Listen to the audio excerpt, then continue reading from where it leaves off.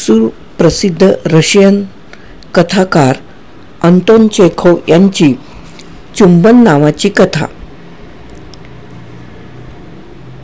20 मेला रात्री 8 वाजता तोफखान्याच्या राखीव ब्रिगेडच्या 6ही तुकड्या छावणीला परत जात असताना वाटेत मेस्तेचका खेड्यात रात्रीच्या मुक्कामाला थांबल्या.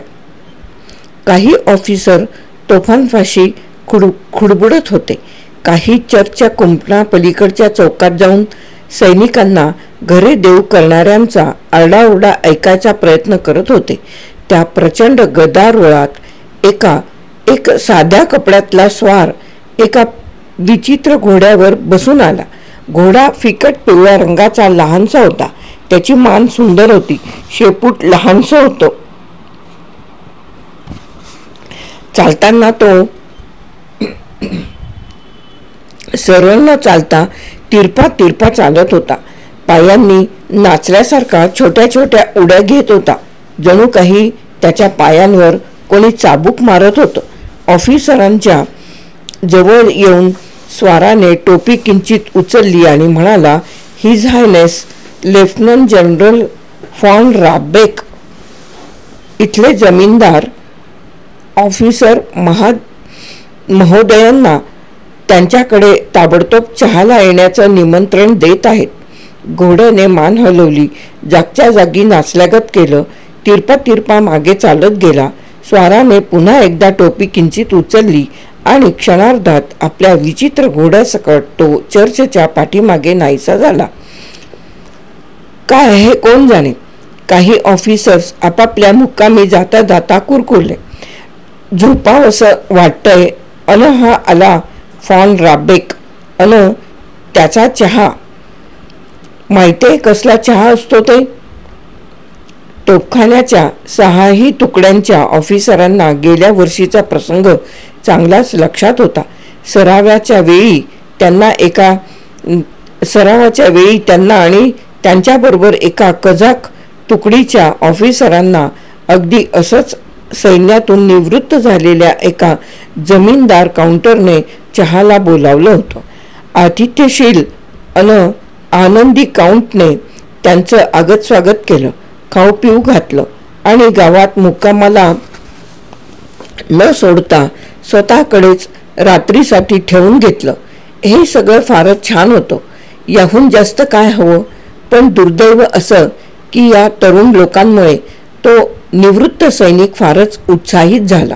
अगदी पहाटेपर्यंत तो ऑफिसरांना स्वतःच्या रम्य भूतकाळातले प्रसंग सांगत बसला. त्यांना घेऊन खोल्यातून फिरला. किमती चित्र, छापील चित्र, दुर्मिळ शस्त्र दाखवत बसला. उच्च पदस्थ लोकांची लांबलचक पत्र वाचून दाखवली. त्रासलेले कंटाळलेले ऑफिसर ऐकत बसले, पाहत बसले. बिछाण्याची आठवण काढत बाहीमध्ये तोंड लपवून जांभया देत राहिले. जेव्हा एकदाच त्यांना यजमानाने सोडलं तेव्हा झोपायला फार उशीर होऊन गेला होता.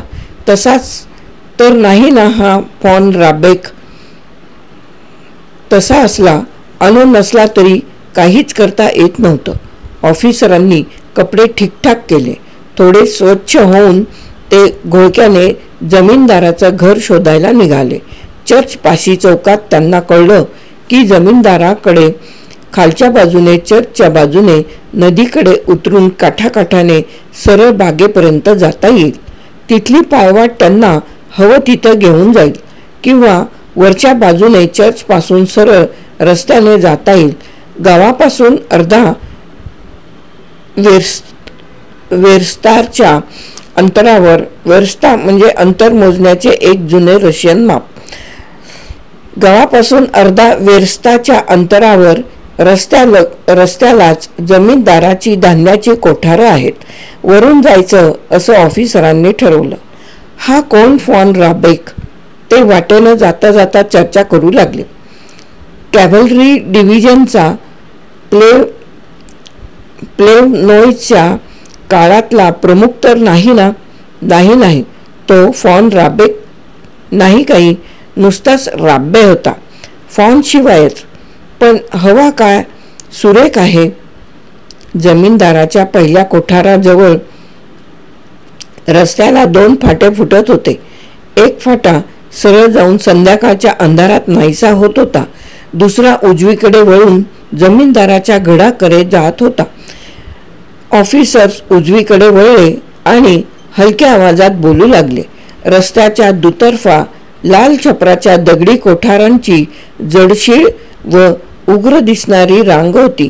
ती जिल्ह्याच्या गावी असणाऱ्या सैनिकी बरॅकसारखी होती. समोरच्या बाजूला जमीनदाराच्या घराच्या उजळलेल्या खिडक्या दिसत होत्या. लोक हो, चांगलं चिन्ह आहे, ऑफिसर्सपैकी कोणीतरी म्हणाला. आपला कुत्रा सगळ्यात पुढे चाललाय याचा अर्थ सावज आहे असा त्याला वास लागलाय.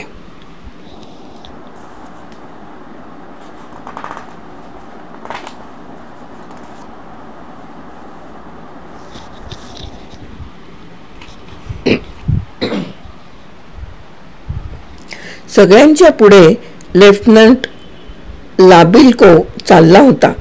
उंच जाडगेला पण मिशा बिलकुल नसलेला. त्याचं वय 25च्या पुढेच होतं, पण त्याच्या गोल समाधानी चेहऱ्यावर वय वाढल्याची कोणतीच खूण नव्हती. दूरवरूनही वासावरून बायकांची उपस्थिती शोधून काढणार म्हणून सबंध ब्रिगेडमध्ये प्रसिद्ध होता. तो वळून म्हणाला, हो तर इथे बायका नक्की असणार, मला अगदी जाणवता येते. घराच्या दारापाशी स्वतः फॉन रॉबेक सैनिकांच्या भेटीस आला. दिसायला चांगला, साधारण 60 वर्षाचा आणि सरकारी गणवेश घातलेला. पाहुण्यांशी हस्तांदोलन करत तो म्हणाला की त्याला अतिशय आनंद झाला आहे, पण त्याची ऑफिसर्सना अशी कळकळीची विनंती आहे की त्याने रात्रीच्या मुक्कामाला बोलावलं नाही याबद्दल कृपा करून माफ करावं. त्याच्याकडे त्याच्या 2 बहिणी व त्यांची 2 मुले, भाऊ व शेजारी आले असल्याने त्याच्याकडे एकही रिकामी खोली शिल्लक नाही. जनरलने सर्वांशी हस्तांदोलन केलं, माफी मागितली आणि हसला, पण तरीही त्याच्या चेहऱ्यावरून हे दिसत होतं की त्याला काही पाहुणे आले म्हणून गेल्या वर्षीच्या काउंट इतका आनंद झालेला नाही आणि त्यानं ऑफिसर्सना आमंत्रण अशासाठी केलं की त्याच्या मते रिवाजानुसार त्याला तसं करणं भाग होतं. त्याचं बोलणं ऐकत गालीच्या घातलेल्या जिन्यावरून वर जाताना खुद्द ऑफिसर्सनाही असं वाटलं की त्यांना न बोलावणं बरं दिसलं नसतं, म्हणून केवळ त्यांना ह्या घरात बोलावण्यात आलं. आणि खाली प्रवेशद्वारापाशी व वर दिवाणखान्यात दिवे लावण्यासाठी लगबग करणाऱ्या हुजऱ्यांना पाहून त्यांना असं वाटलं की ते आपल्यासोबत अस्वस्थता आणि चिंता या घरात घेऊन येत आहेत. ज्या ठिकाणी एखाद्या कौटुंबिक सण समारंभासाठी मुलांना घेऊन 2 बहिणी, भाऊ व शेजारी आले होते, त्या ठिकाणी 12 अनोळखी ऑफिसर्सची उपस्थिती कितपत आवडेल. वरती दालनाच्या प्रवेशद्वारापाशी महाराणी इव्गेनियासारख्या दिसणाऱ्या काळ्या भुवयांच्या लांबुडक्या चेहऱ्याच्या उंच सडसडीत म्हातारीनं पाहुण्यांचं स्वागत केलं. स्वागतासाठी एखाद्या राणीच्या थाटात हसून ती म्हणाली की आपल्याकडे पाहुणे आल्याचा तिला फार आनंद झालाय आणि त्यांना रात्री राहायला बोलवण्याची संधी तिने व तिच्या नवऱ्याने गमावली याबद्दल त्यांनी तिला माफ करावं. कोणत्याशा कारणाने जेव्हा ती पाहुण्यांकडे पाठ करून वळली त्या क्षणी नाहीशा झालेल्या तिच्या सुंदर राजेशाही स्मितावरून हे उघड होतं की तिनं आजवर खूप असे ऑफिसर्स पाहिलेत. तिला आता त्यांच्यात काही रस नाही आणि जर तिने त्यांना आपल्या घरी बोलावलं असेल आणि ती त्यांची माफी मागत असेल तर ते केवळ यामुळेच की तिचे संस्कार आणि तिचं सामाजिक स्थान तिला तसं वागायला भाग पडत आहेत. ऑफिसर्स जिच्यात शिरले त्या मोठ्या डायनिंग रूममध्ये लांब टेबलाच्या एका बाजूने साधारण 10-12 तरुण व वयस्कर स्त्री पुरुष पुढ्यात चहा घेऊन बसले होते.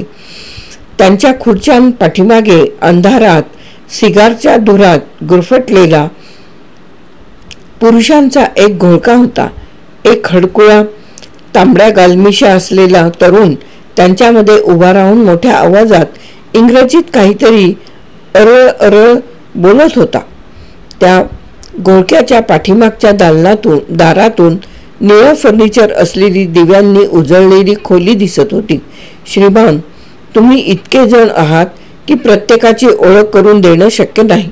तुम्हीच ओळख करून घ्या, अतिशय उल्हासाचा आव आणत जनरल म्हणाला. सर्वच ऑफिसर अतिशय अवघडून गेले.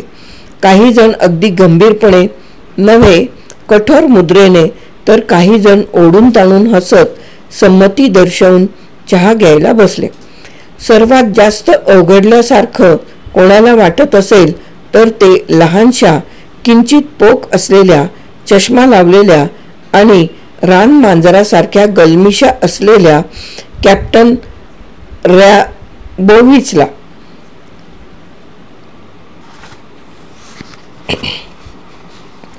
जेव्हा त्याच्या साथीदारांपैकी काही जण चेहरे गंभीर करत आणि काही जण ओढून ताणून हसत होते, त्यावेळी त्याचा चेहरा त्याचे रानमांजरासारखे कल्ले आणि त्याचा चष्मा जणू म्हणत होते, संपूर्ण ब्रिगेडमधला मी सर्वात भित्रा, सर्वात साधा आणि सर्वात कळाहीन ऑफिसर आहे. सुरुवातीला डायनिंग रूममध्ये आत येताना आणि नंतर चहा घ्यायला बसताना त्याला एकाही चेहऱ्याकडे किंवा वस्तूकडे धड लक्ष द्यायला जमलं नाही. चेहरे, कपडे, कन्याक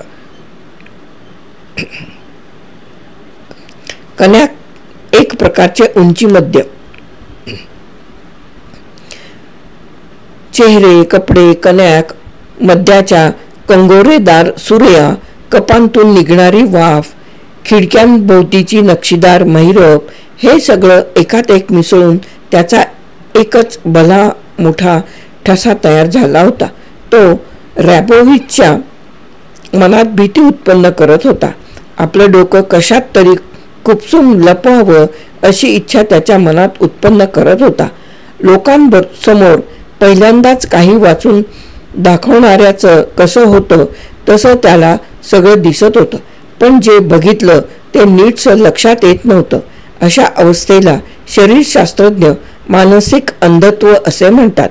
ज्यावेळी व्यक्तीला दिसत असतं पण दिसलेलं समजत नाही, थोड्या वेळानंतर रॅबोविच भानावर आला.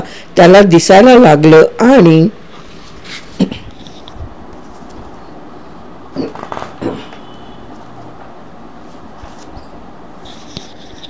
आणि तो नीट पाहू लागला. एक भित्रा आणि एकलकोंडा माणूस म्हणून त्याच्या सर्वात प्रथम काय नजरेत भरलं असेल तर नव्या परिचितांचं धाडस, ज्याचा त्याच्यामध्ये पूर्णपणे अभाव होता. फॉन राबेक, त्याची बायको, 2 प्रौढ स्त्रिया, फिकट जांभळ्या रंगाच्या कपड्यातली कोणी एक सरदार कन्या आणि तांबड्या गलमिशावाला तरुण, बहुधा फॉन राबेकचा धाकटा मुलगा असावा.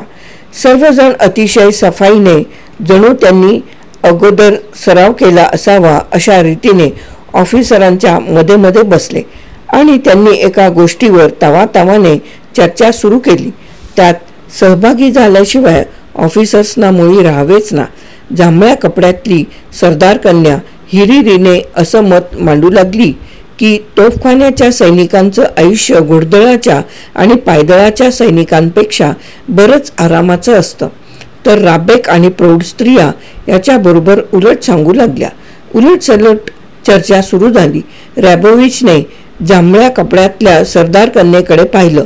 तिला जी गोष्ट अनोळखी आहे, ज्या गोष्टीत तिला रस नाही, त्याच्याबद्दल ती तावातावाने वाद घालत होती. तिच्या चेहऱ्यावर उमटणारं आणि नाहीसं होणारं कृत्रिम हसू तो निरखत राहिला. फॉन राबेक आणि त्याचे कुटुंब ऑफिसर्सना चतुराईने वादात ओढत राहिले व स्वतः मात्र त्यांच्या ग्लासांवर आणि तोंडाकडे बारीक लक्ष देऊ लागले. ते सर्वजण पितायत ना, सर्वांना मिठाई मिळाली आहे ना, कोणी एखादा केक कशामुळे खात नाहीये किंवा कन्याक का पित नाहीये. रॅबोविच जसं जसं जास्त पाहू लागला व ऐकू लागला तसं तसं त्याला हे खोटारडं परंतु अगदी शिस्तीचं कुटुंब अधिकाधिक आवडू लागलं. चहा घेतल्यानंतर ऑफिसर्स आतल्या दालनात गेले. कुत्रा लाबित्कोच्या घ्राणेंद्रियानं त्याला दगा दिला नव्हता. दालनात पुष्कळ सरदार कन्या व तरुण स्त्रिया होत्या. कुत्रा लेफ्टनंट लबित्को तर एका काळ्या कपड्यातल्या सोनेरी केसांच्या अगदी तरुण मुलीजवळ जाऊन उभाही राहिला होता. तिच्यावर छाप मारण्यासाठी जणू न दिसणाऱ्या तलवारीवर ओणवल्यासारखा वाकून हसत उभा होता अन खांद्यांची नखरेल हालचाल करत होता. तो जे काही बोलत होता ते बहुधा अगदीच कंटाळवाणी बडबड छापाचं होतं, कारण सोनेरी केसांची मुलगी त्याच्या संतुष्ट चेहऱ्याकडे तुच्छतेने पाहत अगदी अनिच्छेने विचारत होती, खरं की काय? जर कुत्र्याला काही अक्कल असती तर ह्या बळे म्हटलेल्या खरं की काय वरून त्याला समजलं असतं की त्याला काही सावज गावणार नाही. पियानो वाजू लागला. करून व्हॉल्सची गत सताड उघड्या खिडक्यांतून दालनाबाहेर सांडू लागली आणि सगळ्यांनाच अचानक आठवलं की खिडक्या बाहेर आता वसंत आहे. मे महिन्यातली संध्याकाळ आहे. हवेत पॉप्लरच्या कोवळ्या पालवीचा, गुलाबांचा अन लायलॅकच्या फुलांचा सुगंध असल्याचं सगळ्यांनाच जाणवलं. संगीताच्या प्रभावाखाली प्यायलेली कणॅक अंगांगात सळसळायला लागल्याने रॅबोविच खिडकीच्या कट्ट्यावर रेलला, हसायला लागला आणि बायकांच्या हालचालींचा नजरेने मागोवा घेऊ लागला. त्याला असं वाटायला लागलं की पॉप्लरचा, गुलाबांचा आणि लायलॅकचा सुगंध बागेतून येत नाही, तर तो बायकांच्या चेहऱ्याचा व कपड्यांचा सुगंध आहे. राबेकच्या मुलानं कोणा एका हडकुळ्या पोरीला नाचाचं निमंत्रण दिलं व त्याने तिच्याबरोबर 2 फेऱ्या केल्या. कठड्यावरून घसरत लबित्को उडतच जांभळ्या कपड्यातल्या सरदार कन्येकडे गेला आणि तिच्याबरोबर दालनात घुमू लागला. नृत्य सुरू झालं. नाचणाऱ्यांजवळ दारापाशी उभा राहून रॅबोविच सगळं पाहत होता. आजवरच्या सबंध आयुष्यात त्याने एकदाही नृत्य केलं नव्हतं आणि जिला बाई म्हणता येईल अशा कोणाच्याही कमरेभोवती विळखा घालणं आजवर त्याला जमलं नव्हतं. पुरुष जेव्हा सगळ्यांच्या डोळ्यात देखत अनोळखी तरुणीच्या कमरेभोवती हात टाकत अन आपला खांदा तिच्या हाताखाली देत तेव्हा ते बघायला त्याला अतिशय आवडायचं. परंतु त्या पुरुषाच्या ठाई स्वतःला कल्पिणं त्याला अजिबात जमत नसे. एक काळ असाही होता तेव्हा त्याला आपल्या साथीदारांचा त्यांच्या धाडसाबद्दल आणि चपळीबद्दल अतिशय हेवा वाटत असे व तो मनोमन कष्टी होत असे. तो घाबरट, पोकाड्या आणि कळाहीन आहे, त्याची कंबर लांबुडकी आहे, कल्ले रानमांजरांसारखे आहेत या जाणीवेने त्याचा मानभंग होत असे. परंतु जशी वर्षे उलटली तशी ही जाणीव सवयीची होऊन गेली व आता नाचणाऱ्यांना, जोरजोरात बोलणाऱ्यांना पाहून त्याला हेवा वाटत नसे. तो केवळ दुःखी होत असे.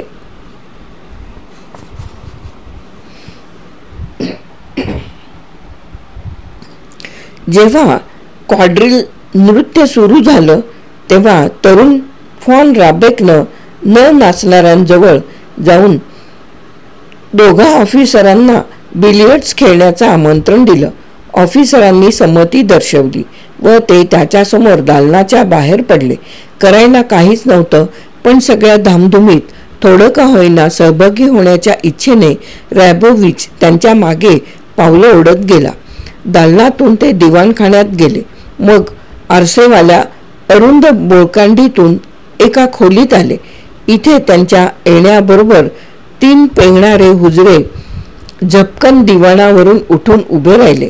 अखेरीस खोल्याच खोल्या ओलांडून धाकटा राबेक आणि ऑफिसर्स बिलियर्ड्सचं टेबल मानलेल्या एका लहानशा खोलीत आले. खेळ सुरू झाला.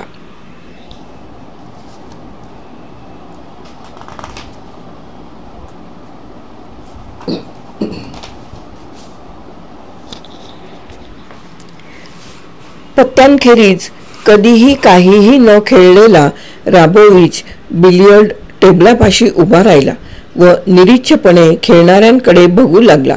बटन न लावलेल्या कोटातले ते खेळाडू बिलियर्डच्या काठ्या घेऊन इकडे तिकडे जाऊ लागले, अटीटटी करू लागले आणि कुठले तरी न समजणारे शब्द ओरडून सांगू लागले. खेळणाऱ्यांचं त्याच्याकडे लक्ष नव्हतं. फक्त मधूनच कधीतरी त्यांच्यापैकी एखादा त्याला कोपऱ्याचा धक्का लागल्याबद्दल किंवा बिलियर्डची काठी टोचल्याबद्दल वळून त्याची माफी मागे, म्हणे सॉरी. एकही डाव अजून पुरा झाला नव्हता तोच त्याला कंटाळा आला. त्याला असं वाटायला लागलं की त्याची इथे गरज नाही. तो मध्ये मध्ये लुडबुडतोय. त्याला परत दालनात जावंसं वाटायला लागलं आणि तो बाहेर पडला. परतीच्या वाटेत त्याला एका लहानशा साहसाला तोंड द्यावं लागलं. अर्धी वाट ओलांडल्यावर त्याच्या असं लक्षात आलं की जिकडे जायला हवं तिकडे तो जात नाहीये. त्याला चांगलं आठवत होतं की वाटेत पेंगुळलेले हुजरे भेटायला हवेत. पण 5-6 खोल्या ओलांडल्या तरी त्यांचा मागमूसही नव्हता. आपली चूक उमगून तो थोडासा मागे गेला, उजवीकडे वळला. आता तो एका अर्धवट अंधाऱ्या अभ्यासिकेत शिरला होता. बिलियर्ड्सच्या खोलीत जाताना त्याला ही अभ्यासिका लागली नव्हती. काही क्षण तो उभा राहिला. मग काहीच न उमजून त्याने जे पहिल्यांदा नजरेस पडलं ते दार उघडलं व तो आत संपूर्ण अंधाऱ्या खोलीत शिरला. समोरच दरवाजाची फट दिसत होती. फटीतून उजेड येत होता. दारापलीकडून माझुरका नृत्याची करुण गत अस्पष्टपणे कानांवर पडत होती. दालनाप्रमाणेच इथल्याही खिडक्या सतार उघड्या होत्या आणि पॉप्लरचा, लायलाकचा आणि गुलाबांचा वास येत होता. विचारात गडून जाऊन रॅबोविच थबकला. त्याचवेळी अनपेक्षितपणे घाईघाईने टाकलेल्या पावलांचा आणि कपड्याच्या सळसळीचा आवाज त्याच्या कानांवर पडला. एक बायकी आवाज उसासा सोडत फुटफुटला. सरते शेवटी एकदाच सापडलात. 2 मुलायम, सुगंधी अन निश्चितपणे बाईच्याच हातांचा विळखा त्याच्या मानेभोवती पडला. त्याच्या गालावर एक उबदार गाल दाबला गेला अन त्याचवेळी चुंबनाचा आवाज उमटला. त्याच क्षणाला चुंबन घेणारी, अस्फुट आवाजात किंचाळणारी अन रॅबोविचला असं वाटलं की किळस येऊन त्याच्यापासून ती झटक्यात दूर झाली. त्याच्या गालावर एक उबदार गाल दाबला गेला आणि त्याचवेळी चुंबनाचा आवाज उमटला. त्याच क्षणाला चुंबन घेणारी, अस्फुट आवाजात किंचाळणारी अन रॅबोविचला असं वाटलं की किळस येऊन त्याच्यापासून ती झटक्यात दूर झाली. तो सुद्धा ओरडायच्या बेताला आला होता. तो घाईघाईने प्रकाश सांडणाऱ्या दाराच्या फटीकडे गेला. जेव्हा तो दालनात परतला तेव्हा त्याची छाती धडधडत होती आणि हात इतके थरथरत होते की त्याने ते लगबगीने पाठीमागे दडवले. सुरुवातीला भीतीने आणि शरमेने त्याला बंडावून सोडलं. त्याला वाटलं की आताच त्याला मिठी मारून एका बाईनं त्याचं चुंबन घेतलं हे अख्ख्या दालनाला कळलंय. तो संकोचून गेला आणि अस्वस्थतेने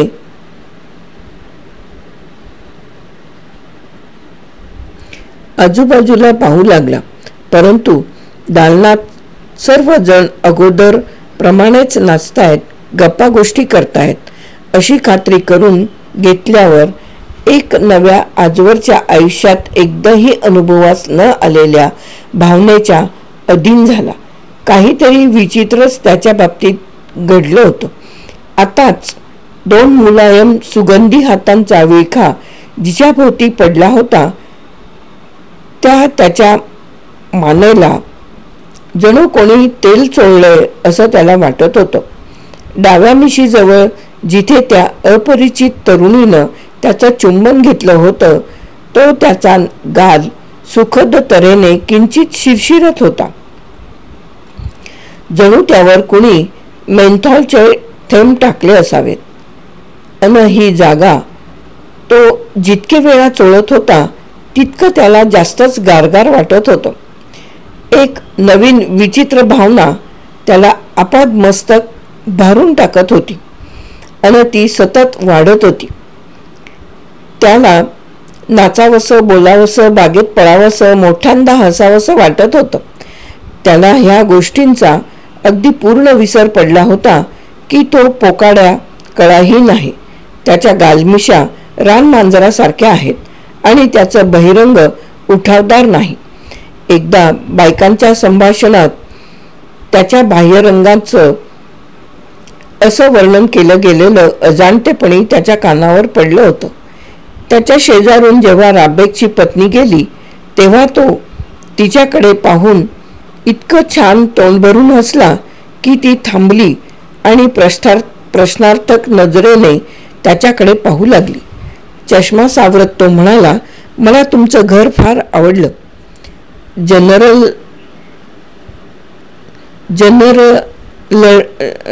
जनरल बाई हसल्या.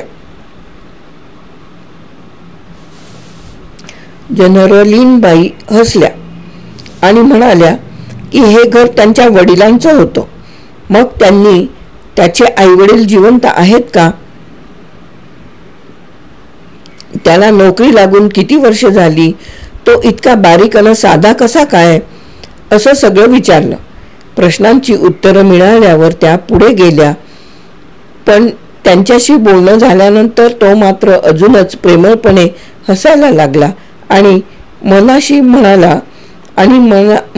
म्हणायला लागला की त्याच्या आजूबाजूला फारच चांगली माणसं आहेत. जेवताना न्याबोविच त्याला जे काय वाढलं ते सर्व यांत्रिकपणे खात पित होता आणि काहीही न ऐकता नुकत्याच घडलेल्या साहसाचं स्वतःला स्पष्टीकरण देत होता.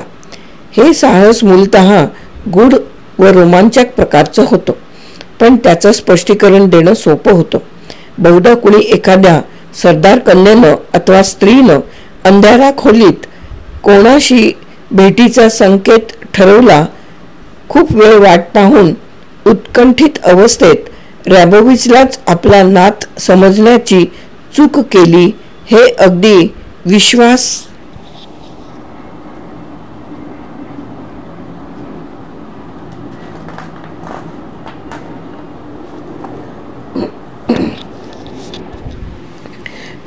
बसण्यासारखं होतं. राबोविच अंधाऱ्या खोलीतून जाता जाता विचारात गढून थांबला होता. तो कोणाची तरी वाट पाहतोय असं वाटत होतं. मिळालेल्या चुंबनाचं असं स्पष्टीकरण राबोविच देत होता. पण ती कोण? बायकांच्या चेहऱ्यांकडे आळीपाळीने पाहत तो विचार करू लागला. ती नक्कीच तरुण असणार, कारण म्हाताऱ्या भेटीच्या संकेतस्थळी थोड्याच जातात. झालंच तर ती हुशार असणार. कपड्याच्या सळसळीवरून, वासावरून, आवाजावरून तसं वाटत होतं. त्याची नजर जांभळ्या कपड्यातल्या सरदार कन्येवर स्थिरावली आणि त्याला ती खूप आवडली. तिचे हात आणि खांदे सुंदर होते, चेहरा बुद्धिमान आणि सुंदर आवाज. तिच्याकडे बघताना रॅबोविचला असं वाटलं की ती अनामिका दुसरी कोणी असण्यापेक्षा हीच असली तर बरं.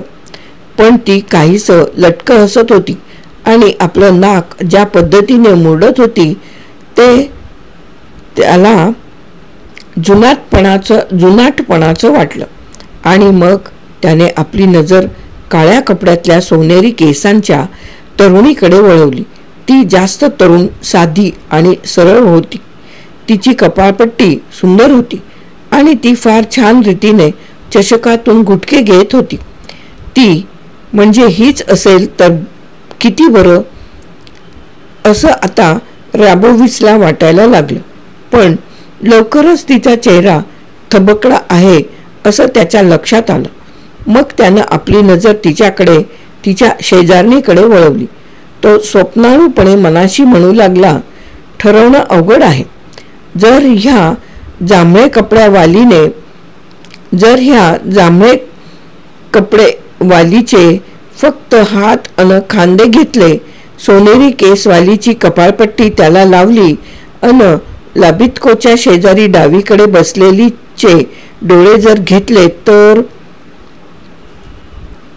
त्याने मनातल्या मनात ही सगळी बेरीज केली. तसं त्याला त्याचं चुंबन घेणाऱ्या मुलीचं चित्र मिळालं.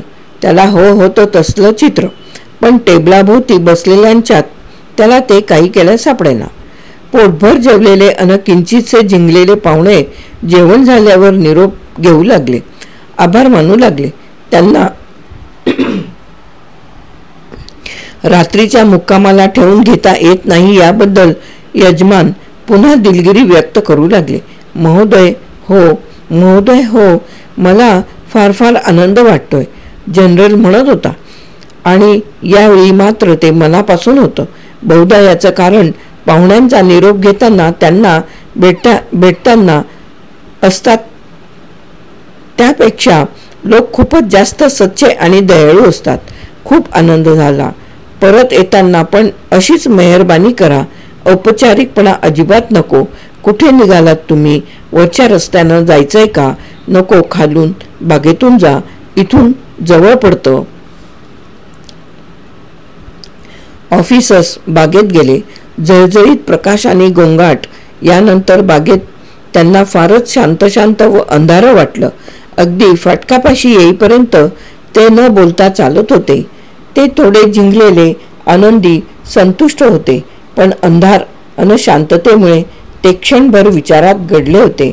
रॅबोविच प्रमाणेच त्यांच्यातल्या प्रत्येकाच्या मनात बहुधा हा विचार येत होता की त्यांच्यावर कधी अशी वेळ येईल का जेव्हा राबेक प्रमाणे त्यांचं मोठं घर असेल, कुटुंब असेल, बाग असेल किंवा वरवरचं का होईना पण लोकांचं आगत स्वागत करायची संधी त्यांना मिळेल. लोकांना तृप्त जिंकलेलं संतुष्ट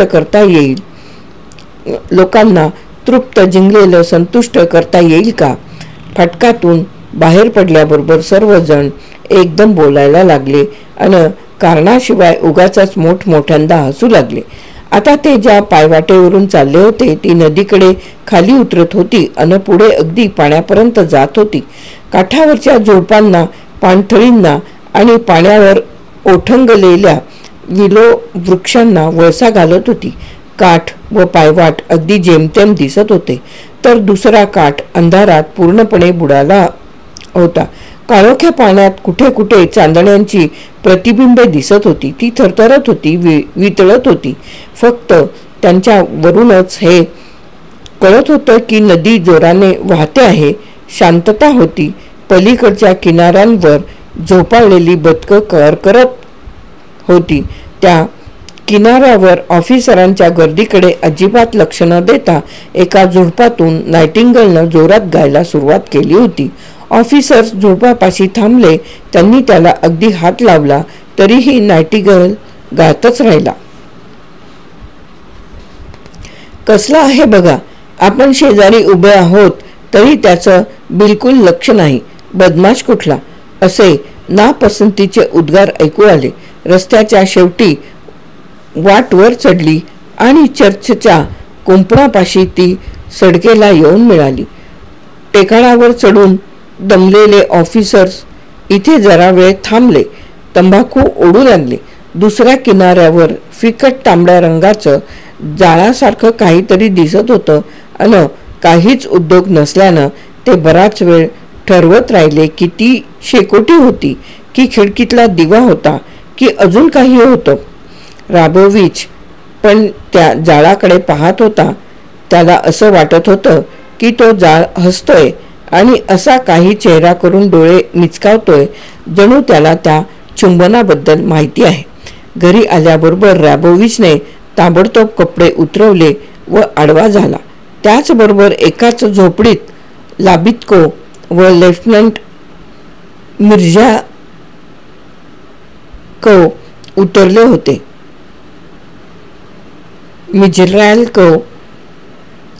होते. मिज्रायल्को शांत अबोल होता. आपल्या मित्रमंडळीत तो खूप शिकला सवरलेला ऑफिसर गणला जात असे. जेव्हा केव्हा शक्य असेल तेव्हा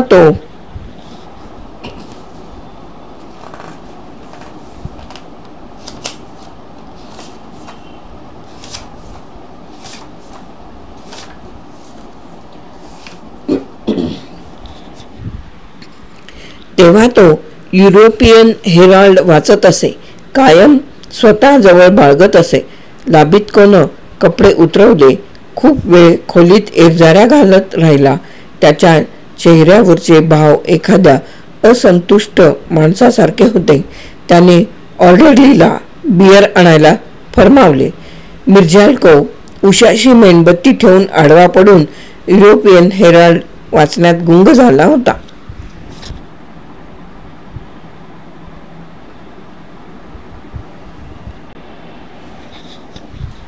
कोण बरं असेल ती? धुराने काळ्या पडलेल्या छताकडे पाहत रॅबोविच विचार करत होता. त्याला अजूनही असं वाटत होतं की त्याच्या मानेला तेल फासलेलं आहे.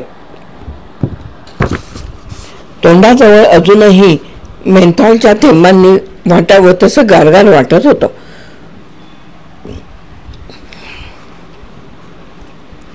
त्याच्या डोळ्यांसमोर जांभळ्या कपड्यातल्या सरदार कन्येचे हात अन खांदे, कंबर, कपडे, ब्रूच असं सगळं नाचत होतं. त्या चित्रांवरून तो आपलं चित्त हलू देत नव्हता.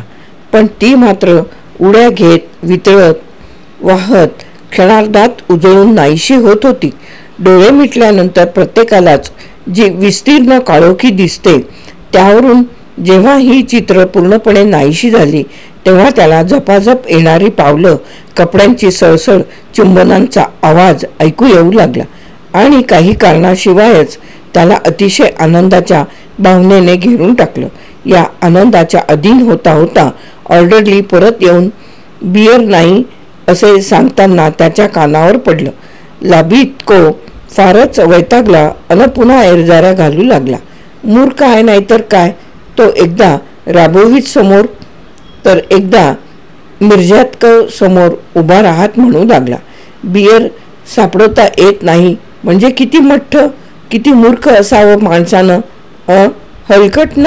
हलकट आहे ना. इथे अर्थातच बियर मिळणं अवघड आहे. युरोपियन हेराल्डवरून नजरही न हटवता मिर्झाल्को म्हणाला. असं तुम्हाला असं वाटतं की काय? लाबित्को आपला हेका न सोडता म्हणाला. देवा रे देवा, मला चंद्रावर टाका तरीही मी ताबडतोब तुम्हाला बियर अन बायका सापडवून दाखवतो. हा आता जातो मी अन शोधून आणतो. जर नाही सापडवलं तर खुशाल मला पाजी म्हणा. बराच वेळ तो कपडे घालत मोठे बूट पायांवर चढवत राहिला. मग काहीही न बोलता त्याने एक सिगरेट ओढली अन निघाला. राबेक, ग्राबेक, लाबेक. तो अंगणात जाऊन थांबला अन पुटपुटायला लागला. एकट्याला जायचा कंटाळा आलाय. श्या रॅबोविच, जरा पाय मोकळे करायचेत का तुम्हाला? उत्तर न मिळाल्याने तो परत आला. त्याने सावकाशपणे कपडे उतरवले अन आडवा झाला. मिर्झाल्कोने एक सुस्कारा सोडला. युरोपियन हेराल्ड बाजूला ठेवून मेणबत्ती विझवली. हो. अंधारात सिगारेट ओढत लाबित्को पुटपुटत राहिला. रॅबोविचने डोकं पांघरुणात खुपसलं. अंगाचं मुटकळं करून तो कल्पनेत चमकून जाणारी चित्र गोळा करून ती एकत्र सांधू लागला. पण त्याला ते काही जमेना. लवकरच त्याला गाढ झोप लागली. त्याच्या मनातला शेवटचा विचार हा होता की कोणीतरी त्याला कुरवाळलंय, आनंदित केलंय. त्याच्या आयुष्यात काहीतरी असाधारण, वेडगळ परंतु अतिशय छान आनंदाची गोष्ट घडली आहे. अगदी झोपेतही हा विचार त्याच्यापासून दूर झाला नाही. जेव्हा त्याला जाग आली तेव्हा मानेवर तेल असल्याची व ओठांजवळ शिरशिरल्याची भावना नाहीशी झाली होती, परंतु आनंदाची भावना मात्र कालच्यासारखी त्याच्या छातीत एखाद्या लाटेसारखी उठत होती. उगवत्या सूर्यानं सोनेरी मुलामा दिलेल्या खिडकीच्या चौकटीकडे त्याने आनंदाने पाहिले. बाहेर होणाऱ्या हालचालींचा तो कानोसा घेऊ लागला. अगदी खिडकीजवळच जोरजोरात बोलणं चालू होतं. नुकताच येऊन दाखल झालेला राबोविचच्या तोफखान्याचा कॅप्टन लेबेदेत्स्की हळू आवाजात बोलण्याची सवय नसल्याने आपल्या सार्जंट मेजरशी मोठ्याने बोलत होता. मग आणखी काय? कॅप्टन ओरडला. सर, कालच्यासारखेच नाल ठोकणे. गलुबचिकला नाल ठोकले. डॉक्टरनी चिकण माती आणि व्हिनेगर लावायला सांगितले. आता हळूहळू लगाम लावतायत त्याला. सर, शिवाय आर्तेमला काल जास्ती झाली आणि लेफ्टनंट साहेबांनी त्याला तोफेच्या गाड्यात पुढे बसवून ठेवायला सांगितलं. सार्जंट मेजर पुढे सांगू लागला. तोफांसाठी नव्या वाती आणि तंबूंच्या खुंट्या आणायला कारपव विसरला आणि काल सर्व ऑफिसर महोदयांना जनरल फॉन राबेककडे बोलावणं होतं. हे संभाषण चालू असतानाच खिडकीत लेबेदेत्स्कीचं लालसर दाढी असलेलं डोकं दिसू लागलं. ह्रस्व दृष्टी असल्याने बारीक डोळे करून तो झोपलेल्या ऑफिसर्सकडे बघू लागला आणि त्याने त्यांना अभिवादन केलं. सगळं ठीकठाक? त्याने विचारलं.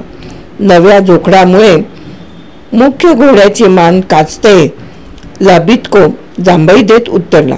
कॅप्टनने सुस्कारा सोडला. थोडा वेळ विचार केला आणि मोठ्याने म्हणाला, मी अजून अलेक्झांद्रा इव्ग्राफनाकडे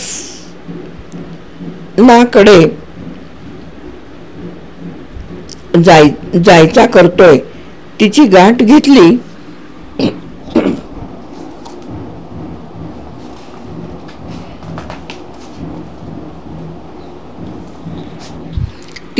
घेतली पाहिजे. बरं आहे, भेटूया. संध्याकाळपर्यंत तुम्हाला गाठतो मी. सुमारे 15 मिनिटात ब्रिगेड रस्त्याला लागली. वाटेत त्यांना जमीनदाराची कोठारं लागली. तिथून जाताना राबोविच उजवीकडे घराच्या दिशेने पाहू लागला. खिडक्यांचे पडदे बाजूला केलेले नव्हते. घरात अजून निजानीज होती हे उघडच होतं. जिनं राबोविचचं चुंबन घेतलं ती पण झोपलेली होती.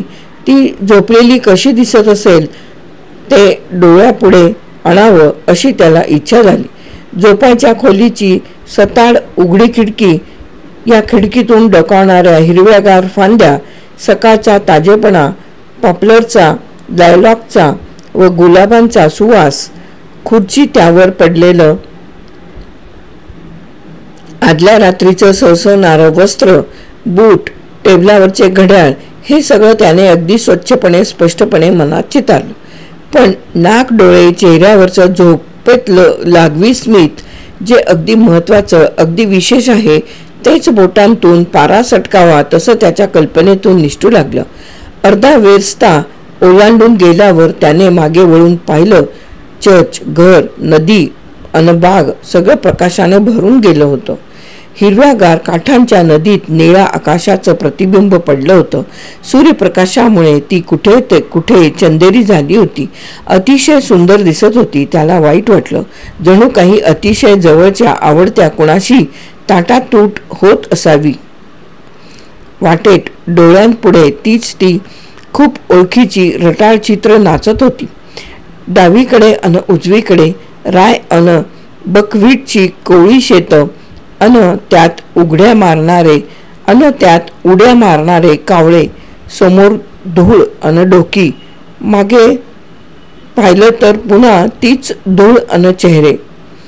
अगदी पुढे तलवारी घेऊन चाललेले 4 जण, ही बिनीची फळी, त्यानंतर बँडवाल्यांची गर्दी, त्यांच्या नंतर घोड्यावर बसलेले ट्रम्पेटवाले, आघाडीची फळी अन बँडवाले, अंत्ययात्रेतल्या मशालजीप्रमाणेच ठराविक अंतर राखायचं विसरून पार पुढे कुठेतरी चालत असतात. 5व्या तोफखान्याच्या पहिल्या तोफेजवळ रॅबोविच आहे. पुढे चाललेले 4ही तोफखाने त्याला दिसतात. लष्कराशी संबंध नसलेल्या माणसाला ही लांबच लांब अवजड राखेसारखी दिसणारी ब्रिगेड एखाद्या शहाण्या परंतु न समजणाऱ्या गोष्टीसारखी वाटते. ते एका तोफेजवळ इतकी माणसं कशासाठी हे अगदी अनोखं आणि अवघड असतं. रॅबोविचला मात्र हे सगळं माहिती असतं आणि म्हणूनच त्याला त्यात बिलकुल रस नसतो. त्याला हे कधीच माहीत आहे की प्रत्येक तोफखान्याच्या पुढे ऑफिसबरोबर एक दष्टपुष्ट फायर वर्कर कशासाठी असतो आणि त्याला पुरोगामी कशासाठी म्हणतात. या फायर वर्करच्या पाठीमागे पहिल्या आणि मग मधल्या रांगेच्या स्वारांच्या पाठी दिसत होत्या. डावीकडच्या ज्या घोड्यांवर ते बसले आहेत त्यांना कोगीरवाले घोडे म्हणतात, तर उजव्या बाजूच्या घोड्यांना उजवीकडचे म्हणतात. हे रॅबोविचला माहिती होतं आणि त्याच्या दृष्टीने ते रंजकही नव्हतं. स्वारांच्या पाठोपाठ 2 प्रमुख घोडे होते. त्यातल्या एकाच्या पाठीवर स्वार बसला होता. त्याच्या अंगावर कालचीच धूळ होती आणि उजव्या पावलावर एक अगदी अजागळ गमतीशीर लाकडी आवरण होतं. या आवरणाचं काम काय ते रॅबोविचला माहीत होतं आणि त्याला ते तितकंसं गमतीशीर वाटत नसे. जेवढे काही स्वार होते ते यांत्रिकपणे चाबूक उडवत होते आणि अधूनमधून ओरडत होते. तोफसुद्धा अगदी कुरूप होती. पुढच्या भागात मेणाचा थर लावलेली ओटशी पोती, तोफेवर किटल्या, सैनिकांच्या थैल्या, पडश्या टांगलेल्या, त्यामुळे एखाद्या इजाहीन प्राण्यासारखी दिसणारी तोफ, तिच्या भोवती घोडे आणि माणसं कशासाठी कोण जाणे. तिच्या बाजूंनी वाऱ्याच्या उलट्या दिशेने हात हलवत चाललेले 6 नोकर, तोफेच्या पाठीमागे पुन्हा पुरोगामी स्वारीचे अन मुख्य घोडेस्वार आणि त्यांच्या पाठीमागे नवी तोफ, अगदी पहिल्या इतकीच कुरूप अन कंटाळवाणी. दुसरीच्या पाठीमागे तिसरी, मग चौथीच्या जवळ ऑफिसर इत्यादी. ब्रिगेडमध्ये एकूण 6 तोफखाने आहेत आणि प्रत्येक तोफखान्याच्या 4 तोफा. अर्ध्या वेरस्ता इतकी लांब रांग आहे. रांगेच्या शेवटी मालवाहक आहेत. तिथे आपलं लांब कानवालं डोकं खाली पाडून विचारात गढून एक विशेष असामी मगार गाढव चाललं आहे. तोफखान्याच्या एका ऑफिसरनं ते तुर्कस्तानहून आणलं आहे.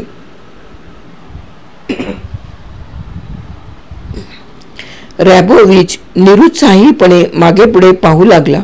डोकी आणि चेहरे एरवी त्याला पेंग आली असती, पण आता तो आपल्या नव्या सुखद विचारात बुडून गेला होता.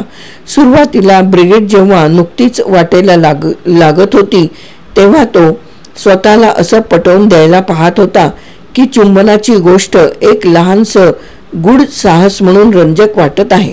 खरं तर ती अगदी क्षुल्लक गोष्ट आहे आणि ती गंभीरपणे घेणं म्हणजे अगदी मूर्खपणा आहे. पण लवकरच त्याने तर्क सुसंगतपणाला रामराम ठोकला आणि स्वप्नांच्या अधीन झाला. एकदा त्याला असं वाटलं की तो राबेकच्या दिवाणखान्यात आहे. त्याच्या शेजारी एक मुलगी आहे, थोडी जांभळ्या कपड्यातल्या सरदार कन्येसारखी आणि काळ्या कपड्यातल्या सोनेरी केसवालीसारखी. तर कधी डोळे मिटले की त्याला कोणी एक अनोळखी मुलगी डोळ्यांपुढे दिसे. तिचा चेहरा अगदी अंधुक होता. मनातल्या मनात तो तिच्याशी बोलत होता, तिला कुरवाळत होता, वाकून तिच्या खांद्यावर डोकं ठेवत होता. पण त्यानं अशी कल्पना केली की युद्ध सुरू झालंय, त्यांची ताटाटोट झालीये. मग पुन्हा भेट, बायकोबरोबर भोजन, मुलं.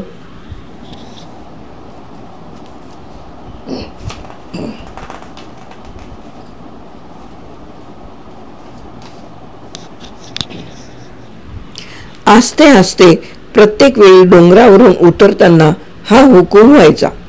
आस्ते आस्ते तो सुद्धा ओरडायचा. पण त्याला अशी भीती वाटायची की या ओरडण्यामुळे त्याची स्वप्न भंग पावतील अन त्याला वास्तवात यावं लागेल.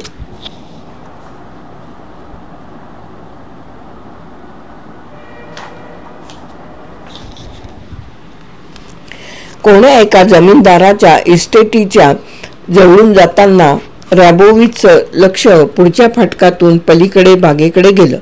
पट्टीसारखी सरळ लांब पिवळ्या वाळून झाकलेली दुतर्फा भोज्य वृक्षाची झाडं लावलेली वाट त्याच्या नजरेत भरली.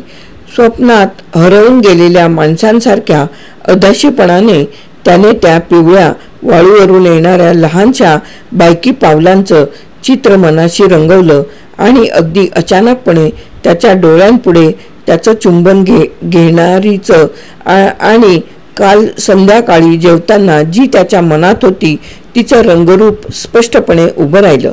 हे चित्र त्याच्या डोक्यात अगदी ठासून राहिलं अन काही केलं जाईना. भर दुपारी मागच्या मालवाहकाच्या दिशेने जोराची आरोळी ऐकू आली. आहिस्ता, बाय देख महोदय. 2 पांढरे घोडे जोडलेल्या गाडीतून जनरल साहेब येत होते. ते दुसऱ्या तोफखान्यापाशी थांबले आणि काहीतरी ओरडले. ते कुणालाच नीटचं कळलं नाही. ऑफिसर्सपैकी काही जण दौडत त्यांच्यापाशी गेले.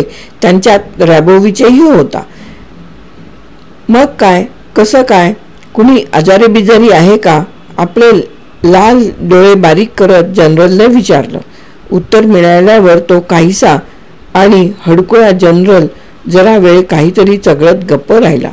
मग एका ऑफिसरकडे वळून म्हणाला, तुमच्या 3ऱ्या तोफखान्याच्या मुख्य स्वारापैकी एकानं नी कॅप काढून पुढे गाड्यावर टांगलीये. त्या गाढवाला जरा फैलावर घ्या.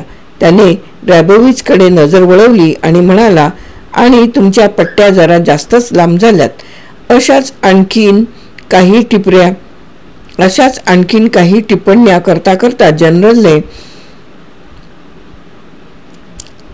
लॅबित्कोकडे पाहिलं आणि तो हसायला लागला. म्हणाला, लेफ्टनंट लॅबित्को, तुमचा चेहरा फारच उतरलेला दिसतोय.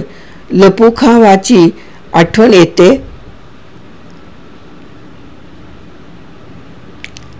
लपुखावाची आठवण येते. लोक हो, हा पहा, लपुखावाची आठवण काढतोय. लपुखावा म्हणजे कधीच 40शी उलटून गेलेली एक जाडजूड आणि खूप उंच बाई होती. जाडजूड उंचनींच माणसांचं जनरलला आकर्षण वाटायचं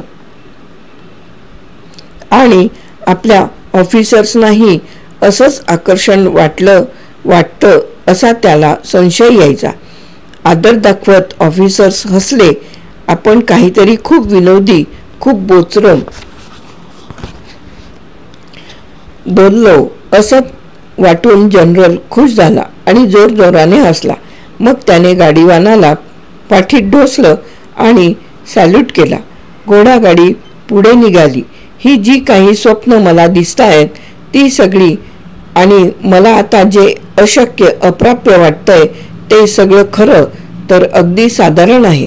जनरलच्या घोडागाडीच्या पाठीमागे पळणाऱ्या धुळीच्या ढगाकडे पाहता पाहता रॅबोविचच्या मनात विचार आला, हे सगळं अगदी नेहमीसारखं आहे आणि प्रत्येकाच्या वाट्याला येणारं आहे. उदाहरणार्थ, हा जनरल आपल्या तरुणपणी याने पण प्रेम केलं, लग्न केलं आणि त्याच्यावरही कुणीतरी प्रेम केलं. त्याला मुलं आहेत. कॅप्टन वाक्तेरचं पण लग्न झालंय आणि त्याच्यावरही कुणीतरी प्रेम करते. त्याचं टक्कल अगदी लाल लाल आणि कुरूप असलं तरी आणि जरी त्याला कंबरच नाहीये म्हटलं तरी चालेल. तरीही सलमानो अगदी उद्धट आहे, तातार आहे, तरी त्याचंही प्रेम प्रकरण झालं. त्याचा शेवट लग्नात झाला. मी सुद्धा इतरांसारखाच आहे. बाकी सगळ्यांच्या वाटेला जे आलं तेच कधी ना कधी माझ्याही वाटेला येणार. तो इतरांसारखाच आहे आणि त्याचं आयुष्य पण इतरांसारखंच आहे. या विचारानं तो जरासा आनंदित, जरासा उत्साहित झाला. मग तो न घाबरता जसं हवं तसं तिचं चित्र रेखाटू लागला. आपल्या सुखाची कल्पना करू लागला. कल्पना करताना त्याला लाजल्यागत अवघडल्यागत वाटेना.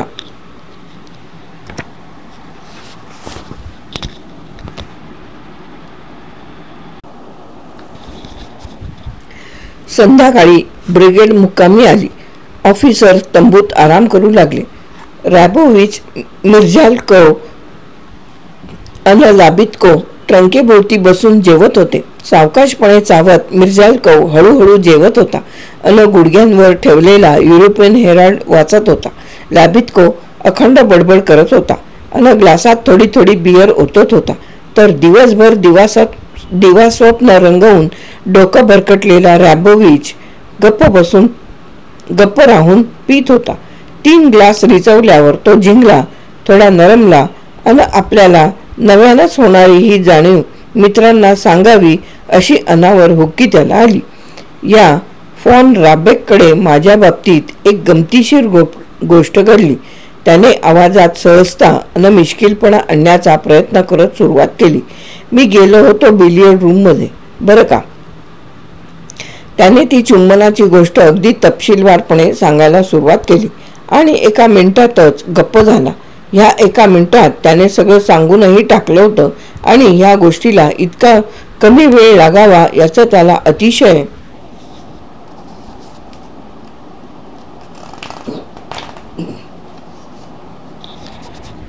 अतिशय आश्चर्य वाटलं होतं.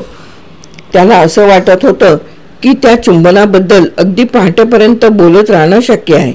हे ऐकून नेहमी खूप खोटं बोलणारा आणि त्यामुळेच कुणावरही विश्वास न ठेवणारा लाबितको त्याच्याकडे अविश्वासाने बघू लागला व हसत सुटला. मिर्झालकोवनं बुवळ्या उडवल्या आणि युरोपियन हेराल्डवरची नजरही न हलवता तो शांतपणे म्हणाला, देवच जाणे काय प्रकार होता ते. हाक न मारता गळ्यात पडली म्हणजे वेडीबिडी असणार. हो, वेडीच असणार. रॅबोविचने संमती दाखवली.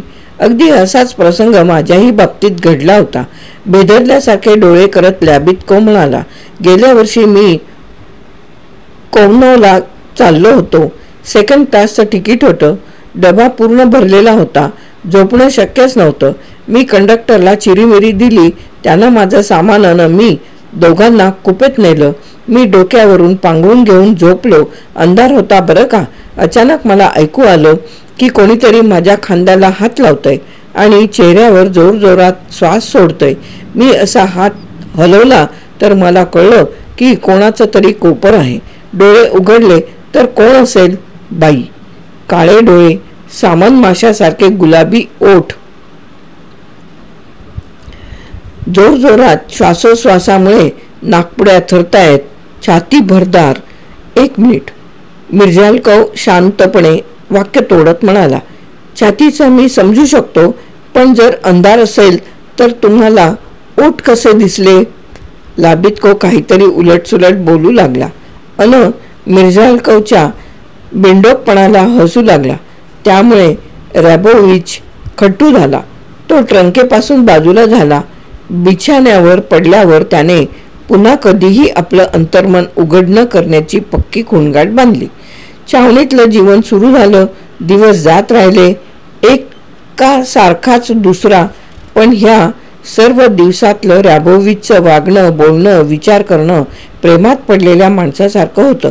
रोज सकाळी ऑर्डरलीने अंग धुवायला पाणी दिलं की त्या गार पाण्यात तोंड बुडवण्यापूर्वी तो विचार करे की त्याच्या जीवनात काहीतरी चांगलं, काहीतरी उबदार असं आहे. संध्याकाळी जेव्हा मित्र प्रेमाविषयी, बायकांविषयी बोलायला लागायचे तेव्हा तो जवळ जायचा, कान देऊन ऐकायचा आणि ज्या युद्धात त्यांनी भाग घेतलाय अशा युद्धाबद्दलच्या गोष्टी ऐकताना सैनिकांच्या तोंडावर जसे भाव असतात तसे त्याच्या तोंडावर असायचे. कधी कधी संध्याकाळी जास्त प्यायलेले ऑफिसर्स लाबितको कुत्र्याच्या पुढाकाराने कॅम्प लगतच्या वस्तीचे डॉन जुआन छापाचे रंगेल दौरे करायचे. तेव्हा रॅबोविच त्यांच्यात सहभागी तर व्हायचा, पण प्रत्येक वेळी त्याला वाईट वाटायचं. खूप अपराधी वाटायचं आणि मनातल्या मनात तो तिची क्षमा मागायचा. रिकाम्या वेळात तो झोप लागली नाही की त्याला आपलं बालपण, वडील, आई, एकंदरच जीवाभावाचं सगळं काही आठवायची हुकी यायची. लगेचच त्याला मेस्तेचका, तो विचित्र घोडा फॉन राबेक, त्याची महाराणी इव्हगेनियासारखी दिसणारी बायको, अंधारी खोली, दाराची प्रकाशाने उजळलेली फट, सगळं डोळ्यांपुढे यायचं. 31 ऑगस्टला तो छावणीतून परत निघाला, पण सगळ्या ब्रिगेडवर नाही तर फक्त 2 तोफखान्यांबरोबर सारा प्रवास त्याने जणू मायदेशी परतून जात असावा असा स्वप्नात काळजीत गुंतून गेला. त्याला अशी तीव्र इच्छा होत होती की तो विचित्र घोडा, ते चर्च, राबेकचं नाटकी कुटुंब, ती अंधारी खोली पुन्हा एकदा पाहावी. प्रेमात पडलेल्यांना नेहमी फसवणारा आतला आवाज का कोण जाणे त्याला असं पुटपुटून सांगत होता की त्याला ती अगदी सरळ दिसेल. त्यांची भेट कशी होईल, तो तिच्याशी कशाबद्दल बोलेल, ती ते चुंबन विसरली तर नसेल ना, या प्रश्नांनी त्याचा छळ मांडला होता. समजा ती जरी भेटली नाही तरी तो त्या अंधारा खोलीत जाईल अन सगळं आठवेल असा विचार तो करत होता. संध्याकाळच्या सुमारास क्षितिजावर ओळखीचं चर्च अन जमीनदाराची पांढरी कोठारं दिसू लागली. रॅबोविचची छाती धडधडू लागली. शेजारून चालणाऱ्या अन त्याच्याशी काहीतरी बोलणाऱ्या ऑफिसरचं म्हणणं त्याने ऐकलं नाही. सगळं काही विसरून तो दूरवर चमचमणाऱ्या नदीकडं, घराच्या छपराकडं, मावळत्या सूर्याचा प्रकाश पडलेल्या कबूतरखान्यावर घुमणाऱ्या पारव्यांकडे अधाशीपणे पाहू लागला. चर्चच्या जवळ जाताना अन नंतर क्वार्टर मास्टरचं बोलणं ऐकताना तो क्षणोक्षणी वाट पाहत होता की कधी एकदा कुंपणा पाठीमागून स्वार येतोय आणि ऑफिसर्सला चहाला बोलावतोय. पण क्वार्टर मास्टरचं बोलणं संपलं. ऑफिसर्स घाईघाईने गावात पांगले तरी सुद्धा स्वार काही आला नाही. राबेकला आता गड्यांकडून समजेल की आम्ही आलो आहोत, मग पाठवेल की तो कोणाला तरी. रॅबोविचला वाटलं तो झोपडीत शिरला. त्याला आपला मित्र कोट का काढतोय, ऑर्डरली चहाचे संवार लावायची घाई का करतायत ते समजेना. संवार म्हणजे आपल्याकडच्या पाणी तापवायच्या बंबासारखे चहाचे छोटे भांडे.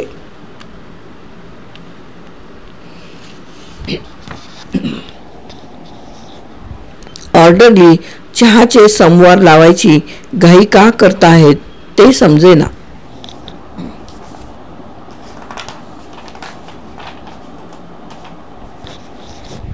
त्याला अतिशय अस्वस्थ वाटू लागलं. तो आडवा झाला, मग उठून बसला व खिडकीतून स्वार येताना दिसतोय का ते पाहू लागला. पण स्वार दिसत नव्हता. तो पुन्हा आडवा झाला.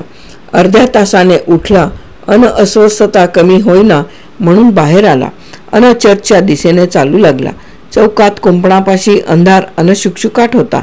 उतारापाशी कोणी 3 सैनिक काहीही न बोलता उभे होते. राबोविचला पाहताच ते ताट झाले व त्यांनी सलाम केला. उत्तरादाखल त्याने पण सॅल्यूट केला आणि मग त्या परिचित पायवाटेने तो खाली उतरला. पलीकडच्या काठावरच्या सगळ्या गोष्टी लालबुंद रंगात न्हायल्या होत्या. चंद्र उगवत होता. कुणी 2 शेतकर्णी मोठमोठ्यांदा बोलत बागेत फिरत होत्या. पानकोबी तोडत होत्या. बागांच्या पलीकडे काही झोपड्यांच्या काळ्या आकृती होत्या. ह्या काठावर मात्र मे महिन्यात जसं होतं तसंच सगळं होतं. पायवाट, झोपं, पाण्यावर ओठंगलेली विलोची झाडं. फक्त त्या धिटुकल्या नायटिंगेलचं गाणं नव्हतं. अन हो, पॉप्लरचा अन कोवळ्या गवताचा वासही नव्हता. बागेपर्यंत जाऊन रॅबोविचने छोट्या फाटकातून डोकावून पाहिलं. बागेत अंधार अन शांतता होती. फक्त जवळच्या भोज वृक्षांची पांढुरकी खोडं अन पायवाटेचा तुकडा दिसत होता. बाकी सगळं काळ्या अंधारात बुडून गेलं होतं. रॅबोविचनं कान देऊन ऐकलं अन डोळे फाडून बघितलं, पण 15 मिनिटं थांबूनही जेव्हा त्याला आवाजही ऐकू आला नाही की ज्योतही नजरेला पडली नाही, तेव्हा तो परत फिरला. तो नदीकडे गेला. जनरलची पोहण्याची खोली आणि पुलाच्या कठड्यावर टाकलेल्या चादरी पांढरट रंगामुळे उठून दिसत होत्या. तो पुलावर चढला. थोडा वेळ उभा राहिला अन काही गरज नसताना त्याने चादरीला हात लावला. चादर थंडगार व चुरचुरीत होती. खाली वाकून त्याने पाण्याकडे पाहिलं. नदी वेगाने वाहत होती. पोहण्याच्या खोलीच्या खांबांशी कळेल न कळेल अशी खळखळत होती. डाव्या काठापाशी तांबड्या चंद्राचं प्रतिबिंब पडलं होतं. त्या प्रतिबिंबावरून छोट्या छोट्या लाटा पळत होत्या. त्याला ओढत होत्या. त्याचे तुकडे तुकडे करत होत्या. असं वाटत होतं की त्यांना ते घेऊन जायचंच. काय वेडेपणा, काय वेडेपणा. पळणाऱ्या पाण्याकडे पाहताना रॅबोविचच्या मनात विचार आला, हा सगळा किती बिंडोकपणा आहे. आता जेव्हा त्याला कशाचीच अपेक्षा नव्हती, तेव्हा ती चुंबनाची गोष्ट. त्याची उतावळी अस्फुट आशा आणि अपेक्षाभंग झाला. त्याची उतावळी अस्फुट आशा आणि अपेक्षाभंग त्याला अगदी स्पष्टपणे दिसले. जनरलचा स्वार आला नाही अन जिनं त्याचं दुसऱ्या कोणाऐवजी चुकून चुंबन घेतलं ती त्याला कधीही दिसणार नाही, यात त्याला काहीच विचित्र वाटेना. उलट जर ती त्याला दिसली असती तर तेच विचित्र झालं असतं. पाणी कुठे अन कशासाठी पळत होतं कोण जाणे. मे मध्ये सुद्धा ते अशाच तऱ्हेने पळत होतं. मे महिन्यात छोट्या नदीतून ते मोठ्या नदीत वाहत जातं अन मोठ्या नदीतून समुद्रात. मग त्याची वाफ होते. मग ते पावसाच्या रूपात परतून येतं अन कदाचित आता रॅबोविचच्या डोळ्यांसमोरून पळणारं पाणी हे तेच पाणी असेल. पण कशासाठी, का? आणि रॅबोविचला असं वाटलं की सगळं आयुष्य हाच एक न समजणारा निरर्थक विनोद आहे. पाण्याकडून नजर काढून आकाशाकडे वळवताना त्याला परत आठवलं की अनोळखी स्त्रीच्या रूपात नशिबाने त्याला अगदी अनपेक्षितपणे कुरवाळलं आहे. त्याला आपली उन्हाळ्यातली स्वप्न अन मनचित्र आठवली अन आपलं आयुष्य अगदी फालतू, दरिद्री व कळाहीन वाटू लागलं. जेव्हा तो आपल्या झोपडीत परत आला तेव्हा तिथे त्याला त्याचा एकही साथीदार आढळला नाही. ऑर्डरलीनं त्याला सांगितलं की स्वाराबरोबर आमंत्रण आल्यामुळे सगळेजण जनरल फॉन्टॅनबकीनकडे गेले आहेत. हृदयात आनंद उचंबळून आला, पण त्याने तो तात्काळ दाबून टाकला. तो बिछाण्यावर पडला अन आपल्या नशिबाला खिजवायला लागला. जणू त्याचा हिरमोड करायच्या इच्छेने तो जनरलकडे गेलाच नाही. अंतोन चेखोव या रशियन कथाकाराची चुंबन नावाची कथा येथे समाप्त होत आहे. अंतोन चेखोव या रशियन कथाकाराची चुंबन नावाची कथा येथे समाप्त.